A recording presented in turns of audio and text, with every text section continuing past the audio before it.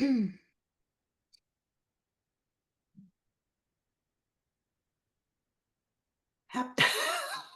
slow to start today, Court. Happy first Friday, everybody. Hi, everybody. Good Hi, morning. everybody.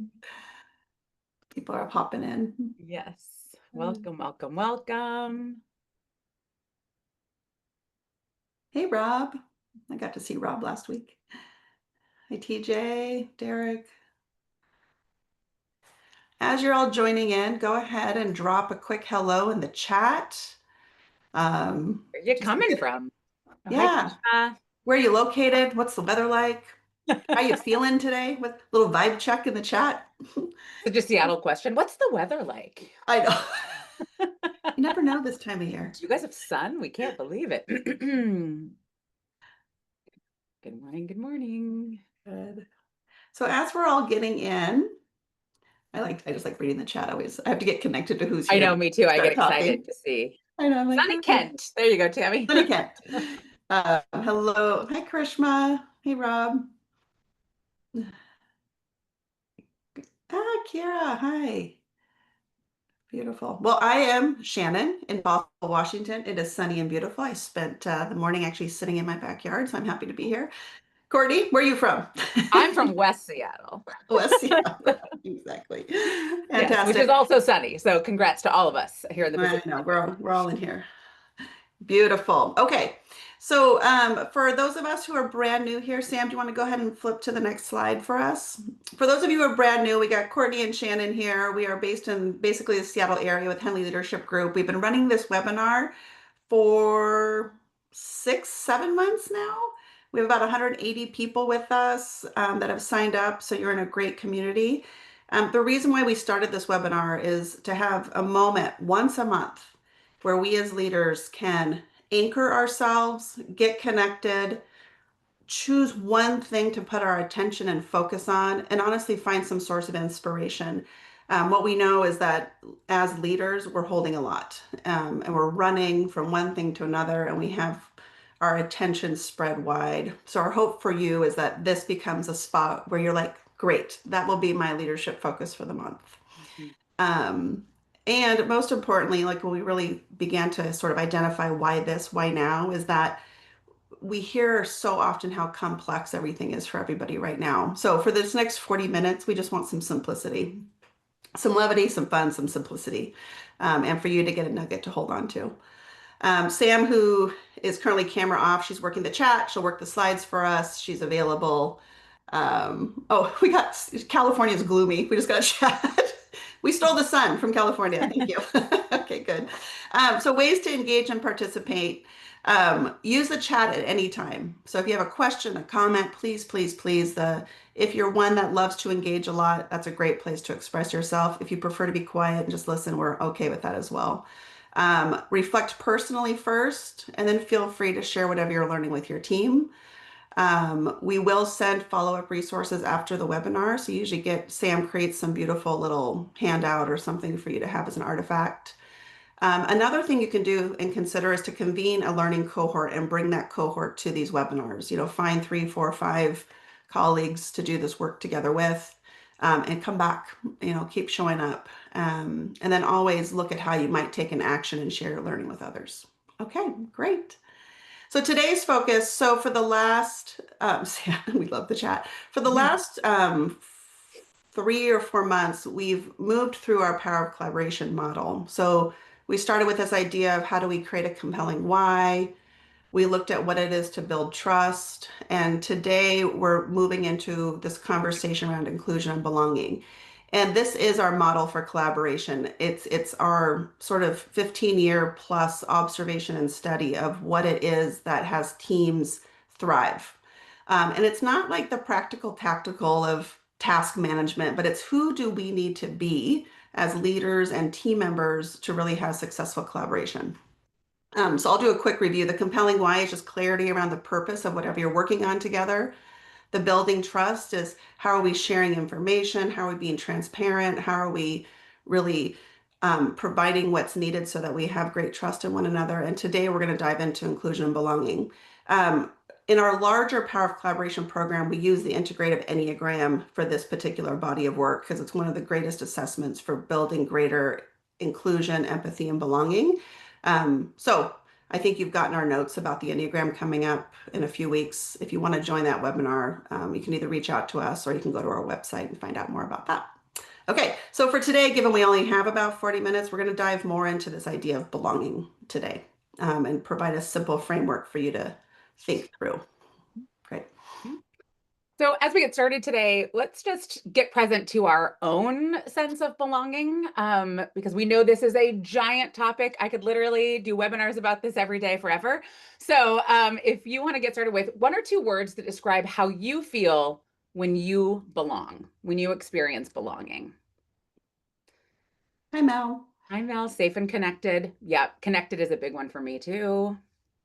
Whole. Ooh, that's beautiful. Valued. Yes. Connected. Engaged and trusted.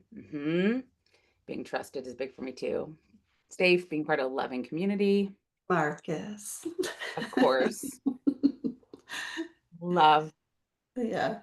Anything else that For me, you hey, John, part of the team. I get to know that I get to be myself. And if I think about even the comments through the lens of the Enneagram, they're making sense. So it's great. I was just going to say, yes, very much so. I would say I feel, and I think this is a family, this could be family roots, is that when there's teasing, when there is a lovable teasing going on, I feel like I belong. That's great. I feel awesome. Yeah, exactly. I love that. Me too. It does feel awesome. I feel awesome. I love that one.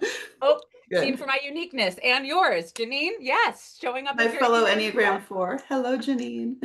Hi, fantastic. So I love that just you can kind of start sensing just even in your body, like that feeling of what it's like to belong and how might we start causing that for other people. Great. So we love the work of Grace Lee Boggs. I highly recommend her book if you are interested. But this quote from her: "You cannot change any society unless you take responsibility for it, unless you see yourself as belonging to it and responsible for changing it." So we think belonging is essential for life, for interacting every single day, for wanting to show up in the world, wanting to show up at work. And it's, our mission is that we create workplaces where all people thrive, and that changes the world as far as we're concerned. So I'm into that. So that's where I'm Yes. thinking about with belonging. All right. So building on this quote, why does belonging matter at work? And Sam, can you drop that quote in the chat so they can stay present to it? Yeah.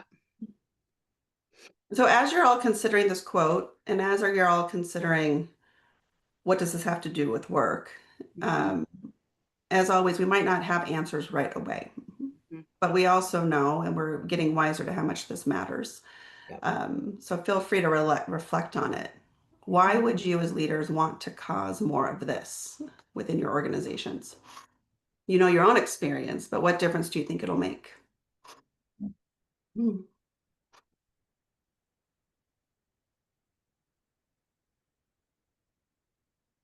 People are thinking. For me as a coach, it's always a great sign when there's silence after a question, because it means something new is churning up there. Good. Good model behavior. Beautiful. I know for us that on our team of coaches and consultants, the more we work towards this, the more we begin to consider how might we create a sense of belonging for all people on our team. I know what we get more of is we get their contribution. We get a richer experience. We get people who are willing to show up more fully with their clients. Okay, good. Okay, we don't know. Okay, great. We will continue on. You're in the right webinar if you're not sure. Okay. Yeah, that's right. Okay, beautiful. So next slide. Oh, we've got some more answers coming in here, Shannon. The human case, it's just the right thing to do to make people valued. The business case, the cost over turnover can be high. Yes. Yeah. There's the human case and the business case. Sean, I appreciate that. I think both are true of those. Yep. Support us all in getting what we want ultimately. That's true, Marcus. More buy-in to the common goal. Yeah, I think if you look back at our model, there's a reason compelling why is in the middle there. And all these things are in service of that, that we can't truly, I think, work together and make what happened what we want to happen if I don't see where am I in all of this? Where how are our relationships? How are we communicating? All of that. Um, Inside, I can be more responsible and able to affect the system. Mm-hmm. Stretch and play. Yeah. What are we collectively committed to? That's right. I think all of those. Yeah. Beautiful. Okay. So here's just a few simple ways of just what does it mean to belong. So the first is this idea of just knowing you're an integral part of a community. So if you look to your personal life, I know you can name, for the most part, I see myself belonging to this community, this community, this community, and you know that you're a part of that. As we look to the workplace, we want to begin to consider how do we have people know that they belong to that workplace community as well. The second is just really feeling safe within that community. Um, and often we'll know that in a visceral way, like we'll feel it in our bodies, we'll get a sense of it. We'll notice maybe we're covering or we're limiting ourselves if we're not safe. But we know we belong when we can almost, for me, it's when I know I can kind of let down and let my breath out a little bit, and really just relax.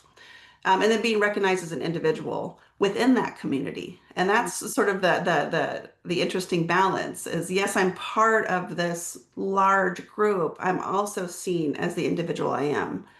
And that's where we can bring more of who we are, different, unique, our different capabilities, still belonging to the community of a large, and I'm seen for my unique contribution and who I am as an individual.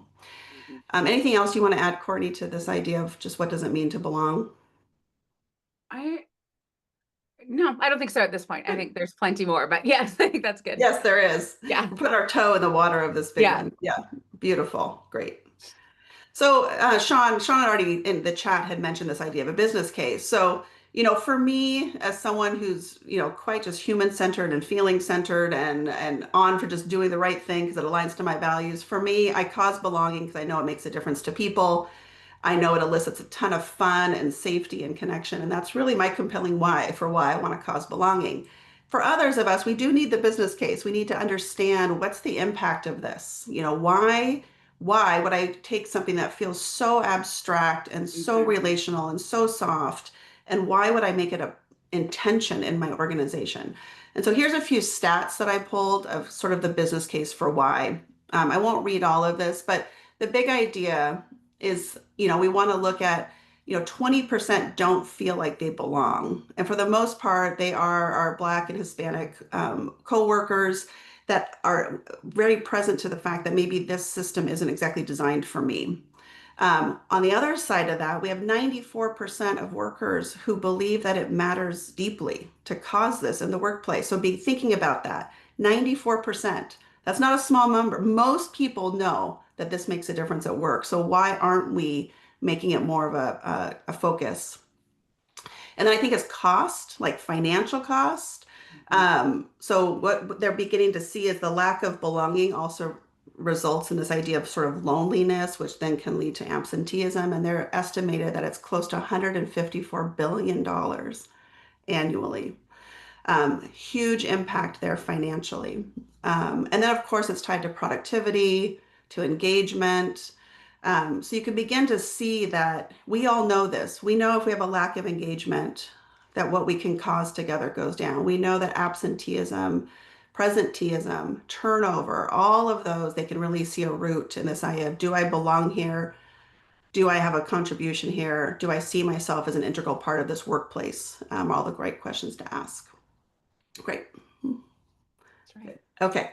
So this is Courtney's going to walk you through sort of, I'd say, 5 key things that you can begin to pay attention to as you look at how do you begin to sort of tread into and step into this world of belonging with your organizations. Great. So these are from Karen Taylor, who's the VP of Belonging and Diversity at Workday, and really a fan of her work. So if you want to check that out. But so this model is hers, and she created it because she realized there were some basic conditions all of us need to feel a sense of belonging. And she talks about, and we really believe this too, that belonging is co-created. I have to understand my needs for belonging, and then you share your needs for belonging, and then we're able to create that. And we know, of course, that that takes even just that takes a little bit of vulnerability, or a lot, depending on kind of your social identity. Or, Shannon and I are very aware that we're two white ladies from the Pacific Northwest, and there could be things that we're missing. So how do we build relationships enough so that we can keep sharing our belonging needs and keep working on them? So that's just how do we get started is really, I think, Yeah. important in all of these. So the first one is psychological safety.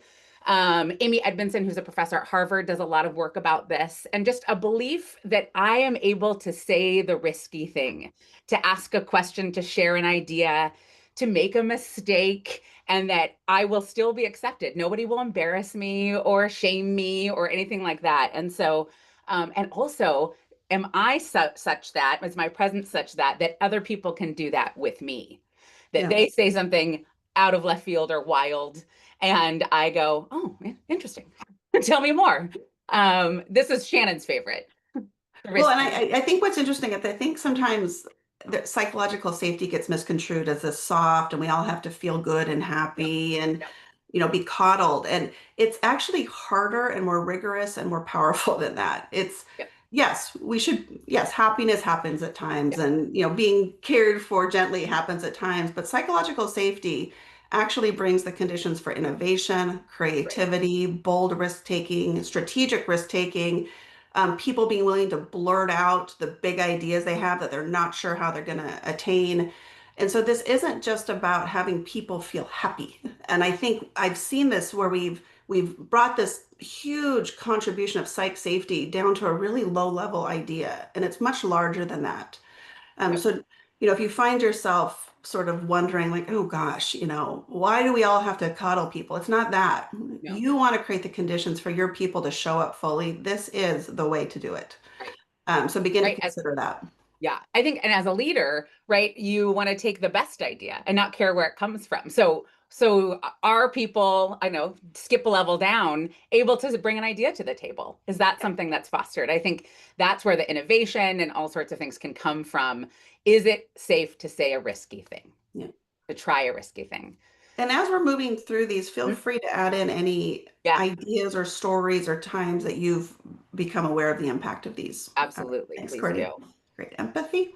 Empathy. So, can I bring care and compassion to a group other than my own? So, Dan Siegel talks a lot about how we are made, humans are in the business of creating groups. Like, we need them for survival. We have for all of human history. We other people in order to make ourselves feel safe with our people. And so, can I have care and compassion for a group that's not my own? Can I create my group full of multitudes? And can I experience this from others? Am I invited and respected in other groups? And I was saying earlier, I was a high school teacher for a long time, and I would watch groups are very present in high school. And I would watch some students navigate that so beautifully. And it was so inspiring to me. And they were beloved because they just saw, oh, this what these people care about. And that's what these people, and that's great. And Yeah. I always just was moved by that. So And I will say, the Enneagram, I mentioned we use it yeah, a lot in this body of work. For me, it's one of the biggest empathy building tools. So if you picture it, there's, 27 different ways people move through the workplace, let's yes, say. yeah, I, through the Enneagram, have a lot of empathy and understanding for how Sam does work, how yes, Courtney does work, what their little bubble is like compared yeah, to mine. And I can bring a different level of care and understanding because I know it now. yeah. So it's for me, if you notice that you're in a team where you all are struggling with really allowing how one another need to be and work, the Enneagram is a beautiful way of bringing greater understanding and empathy to that. I always say the Enneagram is the greatest tool for my work and compassion forever. I'm an eight. It's a little bit of a struggle for us sometimes. So the Enneagram is so grounding for me and having compassion for others. That's great. Um, so the acceptance. So once I have, empathy for, oh, the differences, how do I accept them? How do I know my differences are accepted, that I'm just being me and they're like, oh, there Courtney goes. Good for her. How have I worked to accept the differences in others? And here's one thing I've been trying to think about is how do we have empathy and acceptance for people we don't understand even? I Yeah. don't understand that. And still working on empathy and acceptance. Not that we're not going to challenge or disagree or seek to understand. And how do I try to have these things anyway? Just Yeah. for humanity's sake and for work, for collaboration and productivity's sake too, all important. So acceptance is another one I'm thinking about. And Tom, I think you make a really good point here. Is that we often will work with teams where it's like my team has all these things, but then we have to work with other teams or we have to work up here, and then it gets trickier. So I think that's part of that group, right? That empathy of like the different groups that happen. I think that's really common. Great. The next one is connection. Again, am I present to that compelling purpose? Because that's a great way we can be connected. That we can say, oh, we're both on for this. We're all on for this. We're going to work towards it. Am I aware of my contribution? How am I looking to the contributions of others that maybe skills I don't have or Mhm. interests I don't have? And I'm so glad someone on our team wants to do that. We have a lot of that on our team. I'm so Yeah. grateful for people who do things I can't do. And how do I I keep that think this alive? is one of the ones that it's interesting because we do a lot of team retreats, and it's amazing what happens just from gathering people together again. Like the art of really the connecting through gathering. We hear it so often, like, oh, we were just so glad to be together. I wish we had Yes. more time. Yes. And really, all that's happened is we've infused connection back into that team, Yep. that they've remembered who they are and what they're about. And there's a relief there. I know even for myself, we have our company summer party coming up in about a month. And Yep. there's a way when I'm with every one of our coaches and consultants that we're just, it's like just a big dose of this. Yeah. Like, oh, and I also know that when I start questioning my role, my purpose, my value, usually it's because I've lost connection. Yep.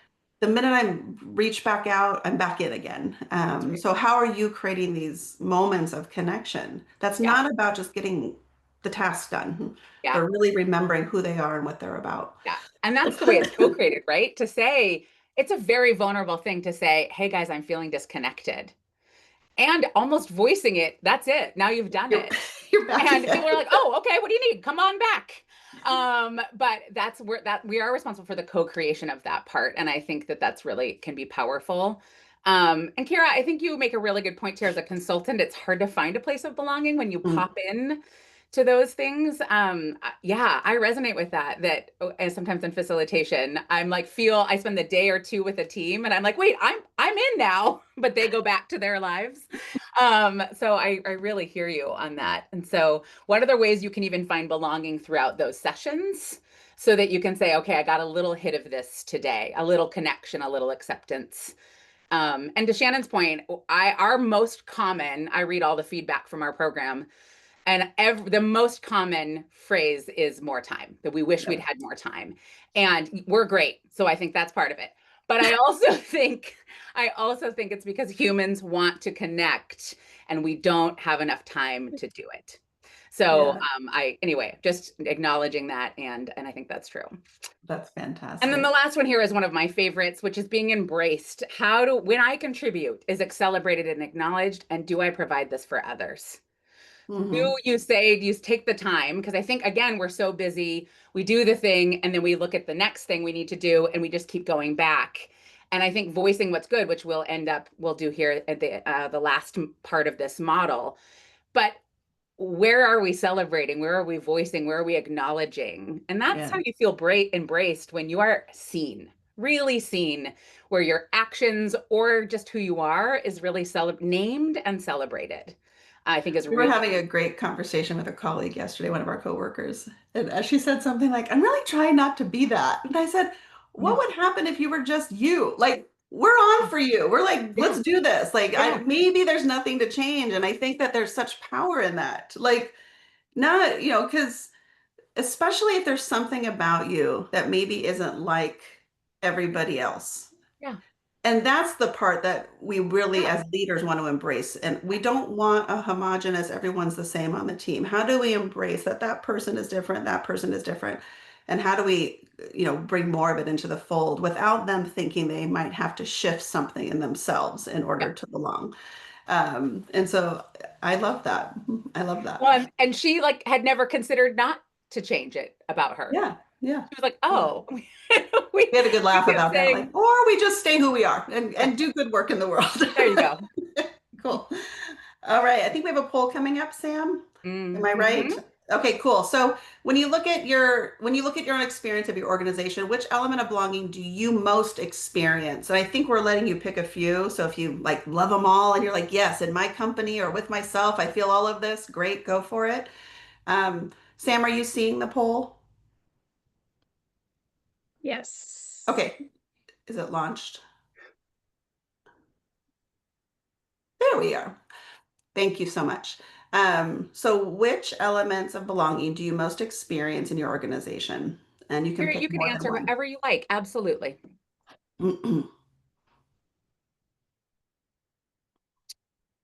That's great. And I noticed Sean and Kier, I think I had a solid decade of being a solopreneur and a subcontractor before landing as a employee at Henley. And I have a lot of compassion for what it is to be out there and sort of wondering where is your community as a solopreneur. Mhm. It's one of And the things again, we have about 30 subcontractors, and it's one of the things they say they're so grateful for with Henley is that we've built a community really uh, fantastic. and I think that's again one of the reasons we created even these webinars, as Shannon said from Yeah, the beginning, is we're all just out here seeking people to share these questions with and to, to explore ideas and things together, which I think is such a community and connection building thing. great. All right, acceptance That's seems to be the fantastic. highest. That is fantastic. That makes me Yeah, happy on behalf of your organizations. yeah. It's interesting that so far embraced is the lowest, but we're going to talk about lowest Yeah, in a minute. So fantastic. yeah. It's Yeah, harder now as lots of work is asynchronous. Yeah, it's so true. We are asynchronous as a team as well, and have had to be really intentional about our, monthly or so get-togethers. And yeah, it's true. right. So I think you all can see, and if you didn't get a chance to vote, sorry, I might have gone too fast, but so pretty even throughout, and the experience of acceptance is quite high, which is, I think, really remarkable. Yeah, Um, I also have a bias that whoever's on this webinar probably is deeply dedicated to their own development and learning, so it that's makes probably sense true. to me. That's Great. probably true. All No right. dispute. Okay. And the next poll, we're going to do one more, which is on the flip side, what do you see as the most underutilized at this time? And do you want me to launch it or are you going to? Oh, Oh, there it goes. oh, okay, there we go. So what do you see as the most underutilized in your organization as a whole? I'm trying to think about if I would have an Us? answer for us. Yeah. Yeah. Um, I know we focus on all of them, but there's the least we focus on. What do you think it is, Courtney? I don't know. I'm really Or trying. anyone else on our team? I know there's a few of our Yeah, team there's a couple in the people from chat. our team that could Free feel free feel to. call us in, call us out on which That's one you right. think is Say the missing. risky thing, people on Yeah, our please. team. I don't know. Again, connection is Which one hard is because most underutilized at Henley? It's a great question. that is a great question. Yeah. Well, it's exciting that empathy and acceptance have I 0%. know. Anybody else? I feel Quite a few people hopeful. not participating. Oh, Carol thinks that embraced could use focus. She's our CEO, by the way. Yeah. Maybe are we not? Maybe we're not celebrating Carol. We need to Carol, should we embrace you? Yeah.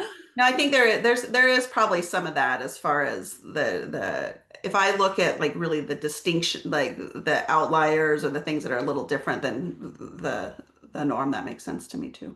Yeah. Well, Yeah. and I think again, when we get busy, it's really hard to slow down and do the acknowledgement that we probably Yep. could do.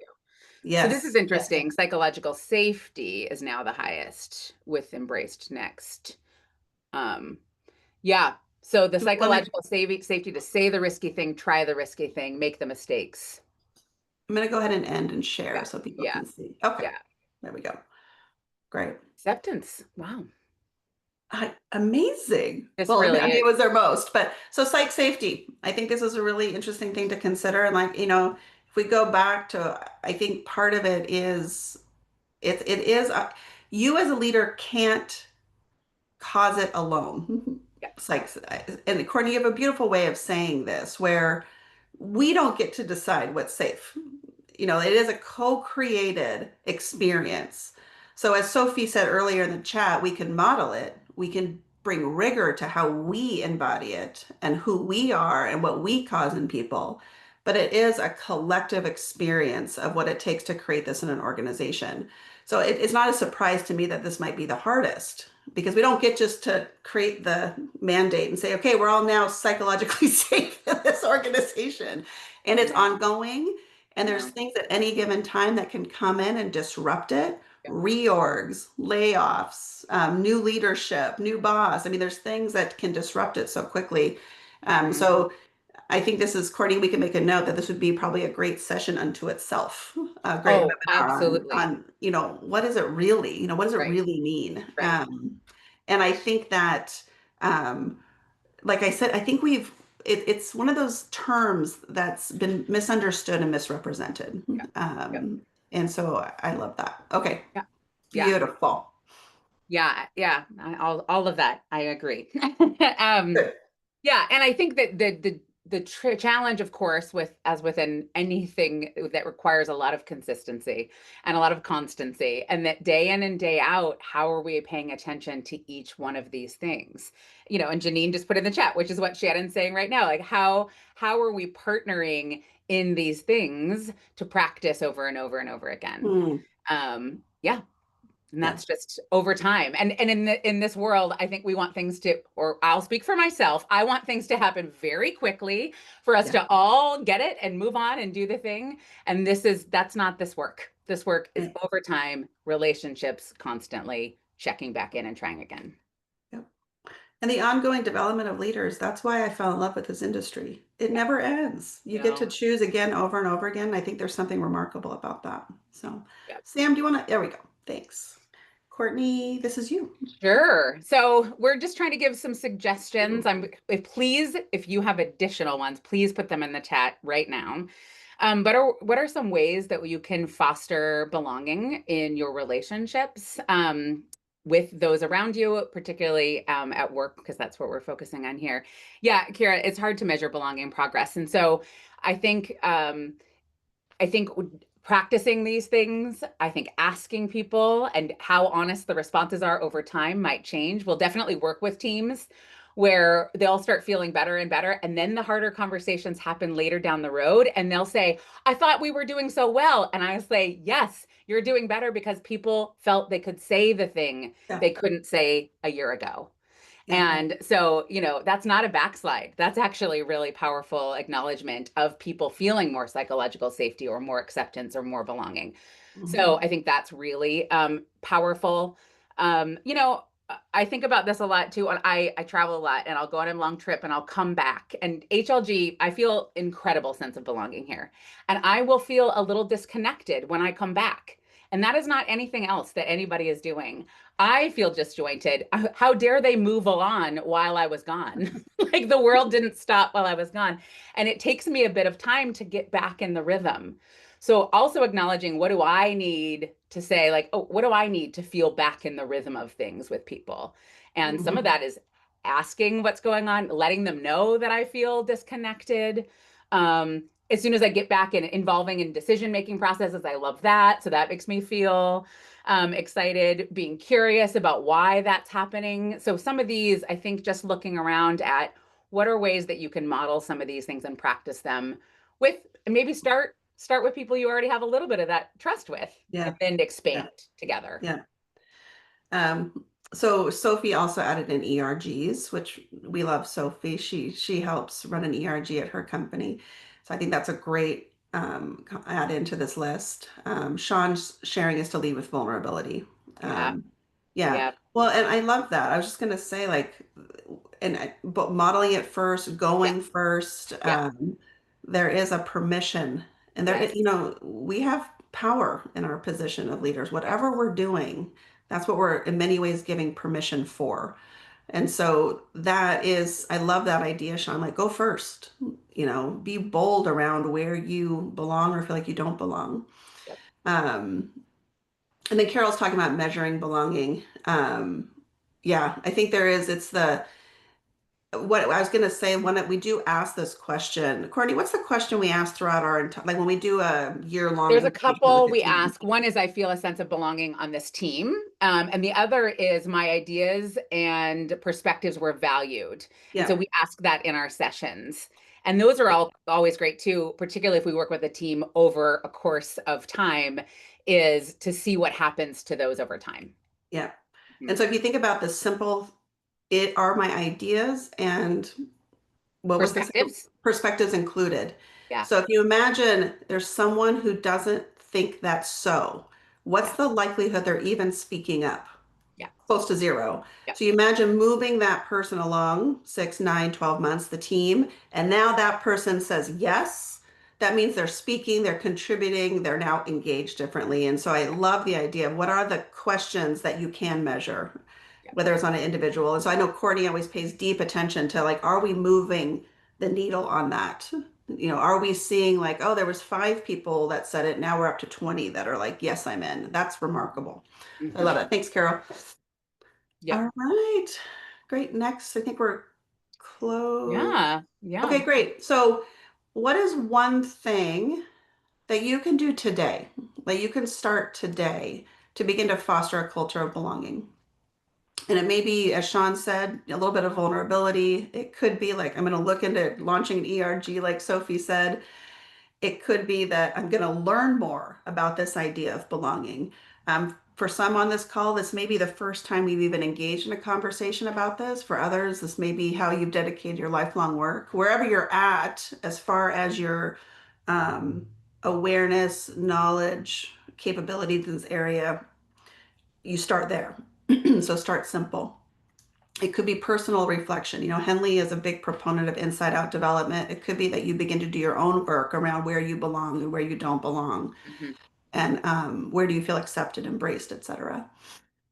Good. Oh, Investing hey, time to show Sam. appreciation. Nice.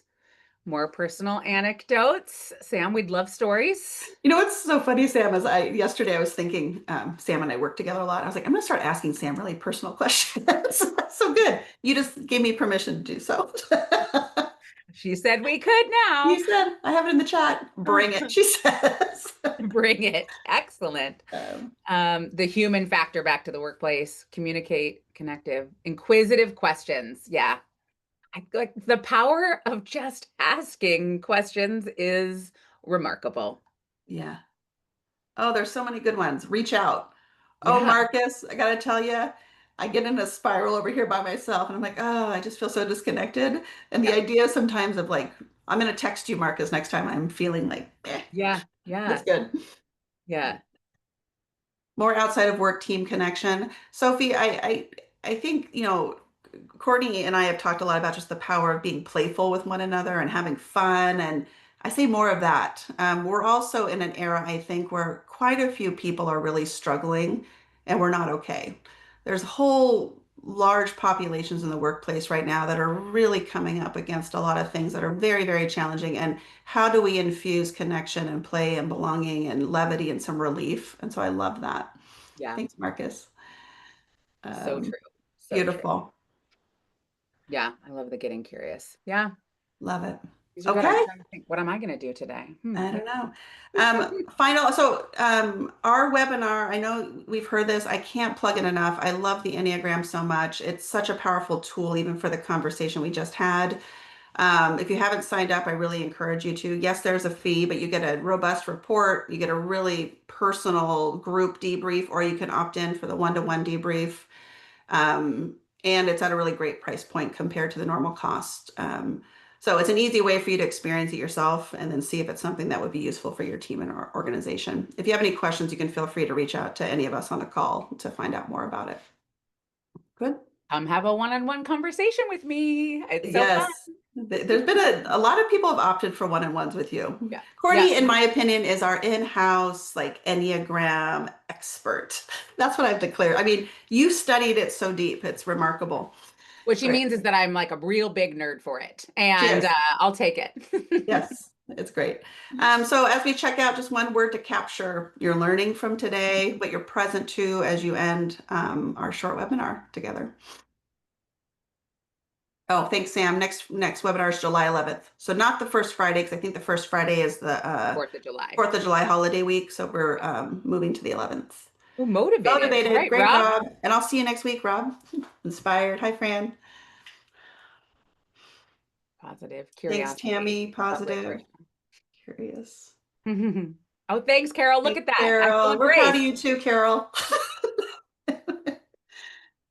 As in belonging is an action. Yes, it Oh, is, Sean. I cool. totally agree. I love that. Affirming enthusiasm. Thanks, TJ. Right. Thanks, Thomas. I'm grateful. I'm hopeful. Makes my heart happy that those of you that are on the call are going to go push this out into your communities and your workplace today. It'll make a difference. It really will. So thank you all. Deeply Thanks, appreciate everybody. all of you. Happy weekend. Oh yeah, it's Friday. Yeah, at 9:41. Bye. I'm done. Are you checking out for the day, Courtney? Thanks, Sophie. Beautiful.